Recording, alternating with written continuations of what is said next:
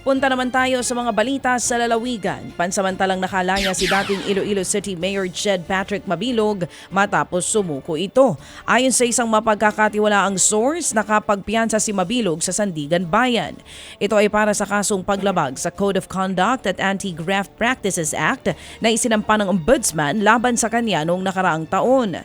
Nag-ugat yan sa maanumalya daw na kontrata na iginawad sa isang kumpanya noong siya'y alkalde pa. Lumapag sa naiya si Mabilog mula sa Amerika kung saan ito nakakuha ng political asylum. Nagtago siya ng 7 taon matapos mapasama sa narco list ng dating Pangulong Rodrigo Duterte noong 2017. Aabot naman po sa 1,000 pamilya ang nasunugan dyan sa Bacoor, Cavite. Pasado alas 11 po ng umaga kahapon na magsimula ang apoy. Napatakbo raw ang maraming residente na nabigla sa bilis ng pagkalat ng sunog. Nahirapan sa pag-apula po ng sunog ang mga bumbero dahil nga sa mga nakaharang na mga sagabal sa daan. Pasado alas 2 ng hapon po nang deklarang fire out. Wala pong napaulat na nasaktan. Inimbestigahan po kung paano nga ang pinagmulan ng apoy habang mananatili po sa evacuation area sa Bacoor ang mga biktima ng kalamidad. Nalubog naman sa bahang ilang bahagi ng Davao City dahil pa rin sa malakas na pag-ulan. Naabot hanggang tuhod ang baha sa National Highway sa Barangay Matina Crossing. Ganyan din kataas ang tubig sa Barangay Santo Niño kaya naglakad na lamang sa baha ang mga residente doon.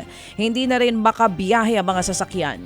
Ayon naman sa Pag-asa, hindi dahil sa mga namataang LPA ang malakas na ulan kundi ang epekto ng localized thunderstorms. Alam mo dyan sa Matina sa Davao, hindi maayos-ayos ang flood control dyan, no? Oo. Yung Di ba sila nabigyan ng budget for flood control? Opo, lagi niya sa Matina na yan. Opo. Samantala po naman sa Davao City pa rin, isa po namang residential area ang nasunog. Sumiklab ang apoy sa barangay Wilfredo Aquino pasado alas 6 ng gabi. Pumabot ng 1 oras bago na apula ng mga bumbero ang sunog. Walang nasaktan sa naturang pangyayari pero marami po din pamilya ang apektado. Pansamantala silang nanunuluyan sa barangay court at ayon sa mga otoridad na iwang kalan ang pinagmulan ng sunog. Pansamantalang isinara sa mga turista ang Virgin Islands sa Bohol. Kasunod yan ng viral video ng pag-vandalize sa mga coral reef. Sa utos nga ng Protected Area Management Board ng DENR, kanselado rin ang mga water-based activities doon. Papayagan lamang ang mga bangka na dumaan papuntang Balikasag Island at ang fish cage operation sa isla. Noong nakaraang linggo, ipinost ng gobernador ang video ng ilang turista na sinusulatan ng mga koral habang sila'y nagda-dive. May impormasyon na raw ang lokal na pamahalaan ng taong sangkot sa bandalismo.